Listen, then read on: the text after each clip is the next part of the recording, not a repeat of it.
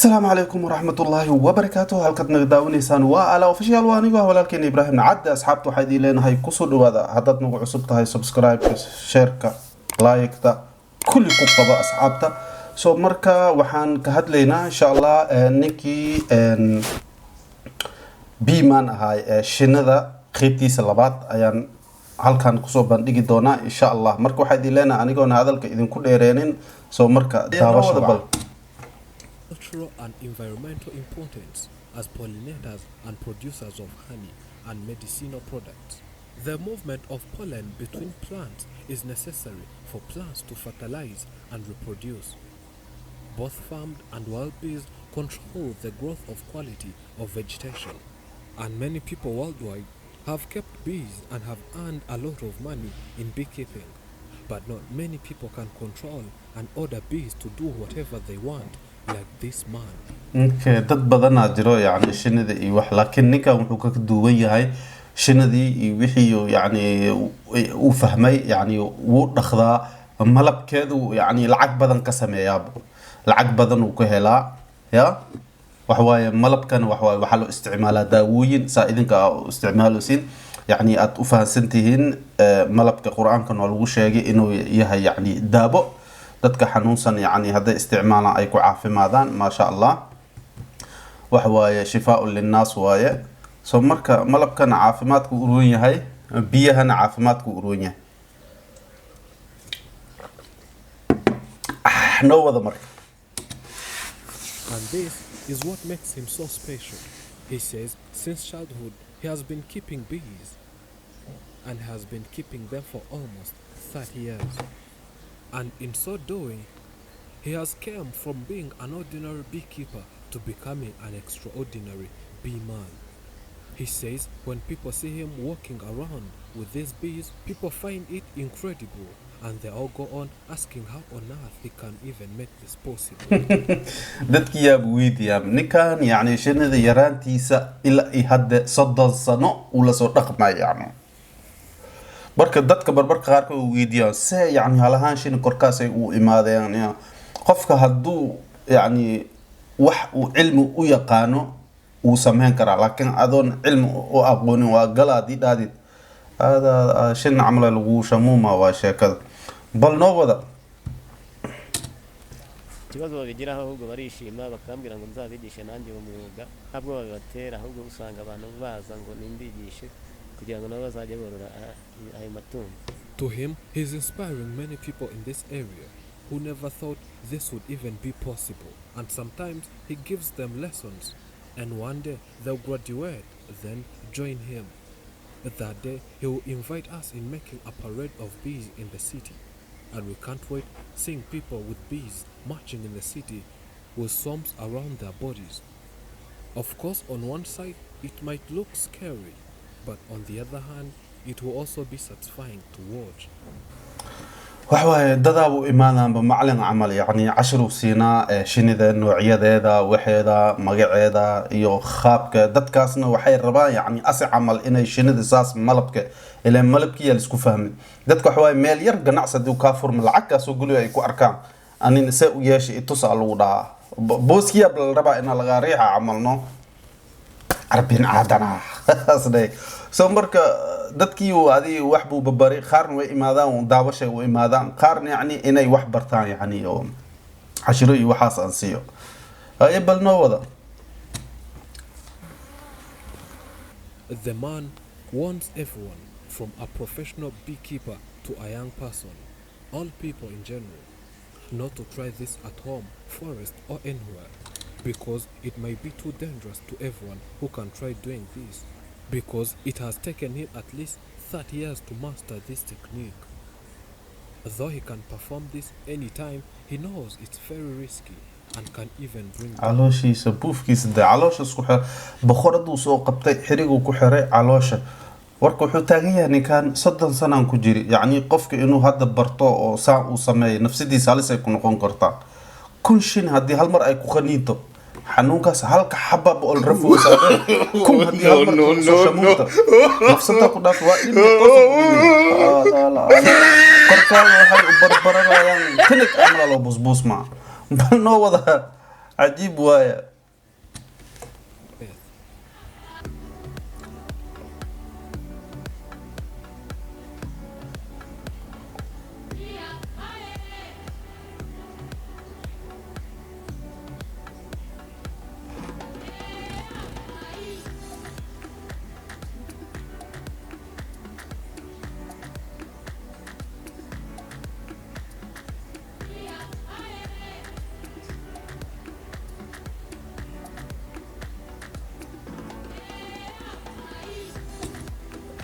لوجو إسكحري دبعا صوبته سروال كو صدق كجشة ألا بتضي أطقتي يب أي سيس بسوا شنو بال عريني لو أنا عبطة أنا هذا يجي شكاية يقول نعم شنو أنا ما دور باشا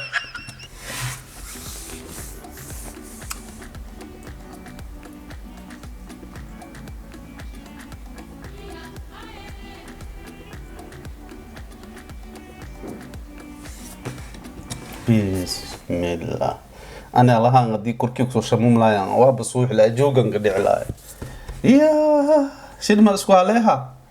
لا كبناقة نوت بل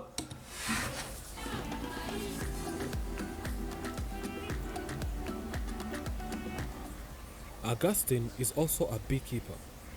He says he was born and found himself in an environment connected to bees. His father and his grandfather also did this profession of beekeeping.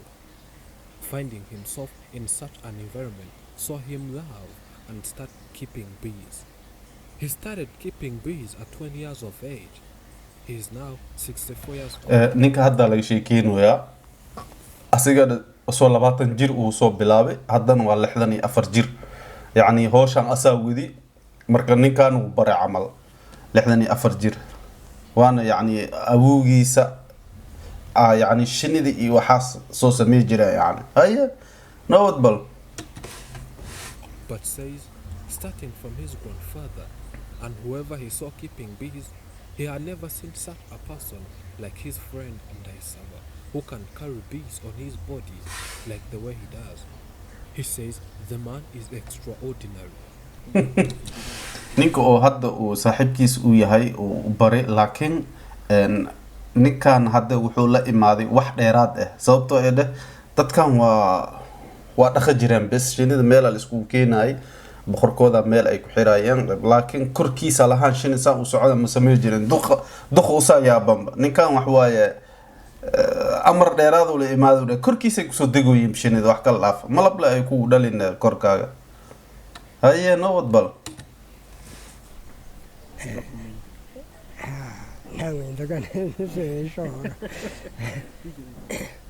For him, he has a special way of talking to bees, and they listen to him, not like his friend. He has a poem that makes bees happy, and whenever bees are listening to this poem, he can extract honey easily in the hive without any other technique.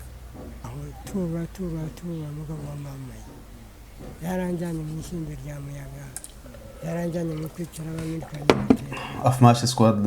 ألهم كسين نو هذا بل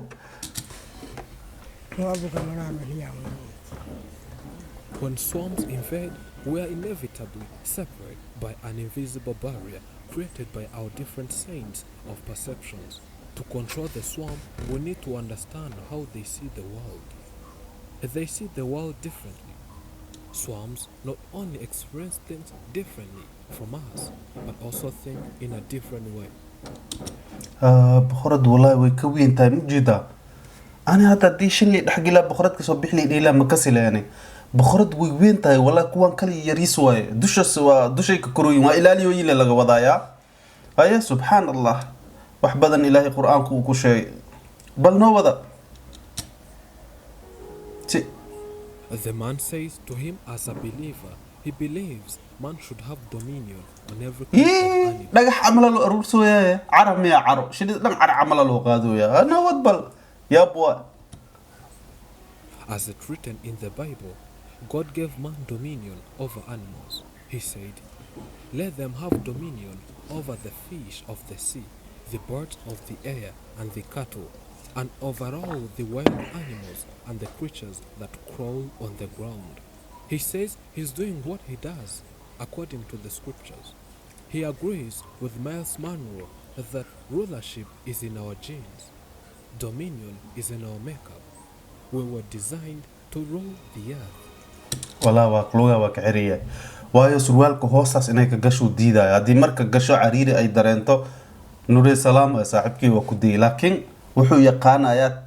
si fiican u yaqaana tiknikada iyo qaabka loola dhaqmo bal nood God's command to have dominion over every living thing is a call to service, a test of responsibility, a role of love, a cooperation with nature.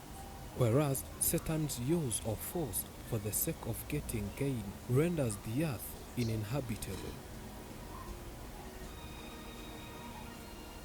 During the making of this video, no animal or person were harmed.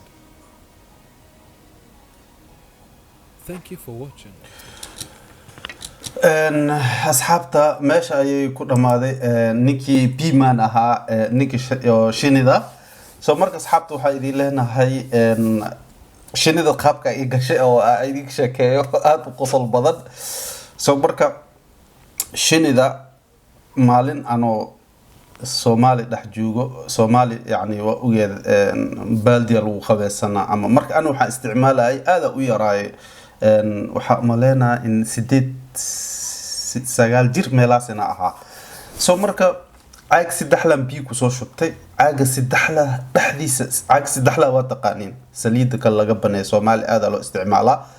Shinida meesha ay soo dhax gasho marka saaxib qabeesan u socdaa Shinidii caag 3 la ku dhex jirtaa ma ku og musqushan gali dharkii iska bixi qabeesa isku diyaari ya عاجيا شلالا وقشبت عادي آيورت وأحمد دريميني شلالا محا ماشي قعما ما يكون جرتك على الأرض وشاك مركيسي دحات عن قشبتي صاحب أنت إيقاسو بلابتنو ماشا مركي مريسي برتا مارك نب إيقاسيسي مسخوشو حن كسو بحي ألو خاوب أنا حلو مسخش ولا صبري الله مسخش ولا صبري عنق على خبطه اقعد علي لا بسامر قلي خبطه واكنا بهاش هذا انت كسرمب اذا السامر كان داي واب مجيج اسمت يعني واب دمت لكن بهاشي وربت بهاشي اللي يسيبي بهاشان دن انيمال هنا ساسي سو بررت maxaa jira liiday lo ma ku istaagto wajiga ma lo ku istaagta liidii jir saasa liidii jir warka Shinida sheekadaas ay soo martay marka waa ka cabsaha si maalintaas ilaa ay had Shini sidada dib maqlo bis waa gab la ma todan wax ka xanuun badan male Shini ku khaniinti ya wax ka xanuun badan male marka insha Allah asxaabtu waxa idin leenahay sheekadeen meesha ay ku dhamaatay waxaan filayaa inay idin qancisay saaxiibada idin qancisay like saar share kan ku qabo subscribe kan ku qabo boqolka wax yar noogu dhiman 8 xabba noogu dhiman fadlan yani noogu caabi boqolkaas insha Allah subscribe kaasna noogu caabi ayay ku dhamaatay qaybteeni labaad waa qaybtii ugu dambeysay insha Allah waxaan idin leenahay nabad geliyo